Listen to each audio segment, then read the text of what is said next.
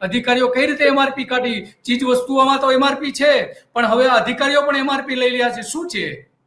અરે દરેક વસ્તુની એમઆરપી નક્કી છે સાહેબ. કોઈ પણ સરકારી કર્મચારી હોય ને એની કચેરી, તો દરેક વસ્તુ કામ કરાવવાની એક ફિક્સ એમઆરપી છે. ખાલી પેપરમાં જાહેરાત નહીં આપતા. હું તો એમ કહું છું કે પેપરમાં આપી દેવું જોવા કે ભાઈ આ કામ કરાવવાના આટલા રૂપિયા થશે, એટલે પેલી પબ્લિક સીધી આપી દે. એને કોઈ એજન્ટ ના ગોતવો પડે, એને કોઈ એમનો વહીવટદાર ના ગોતવો પડે, એમનો મળતિયો ના ગોતવો પડે, અને પૈસા આપીને સીધું કામ થઈ જતું હોય.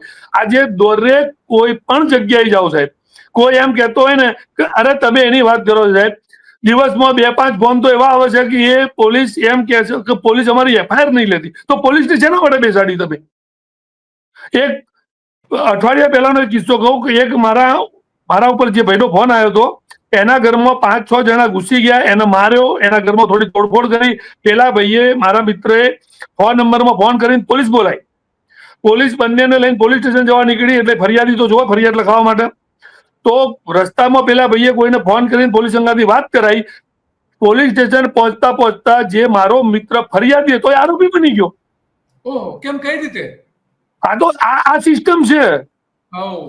મારો વિરોધ કોઈ સરકારથી નથી, સિસ્ટમથી વિરોધ છે. મારા કોઈ પક્ષનો વિરોધ નહીં.